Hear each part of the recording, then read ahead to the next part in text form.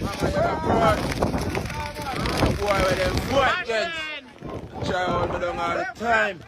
I have to let me go now hear that. Safe man.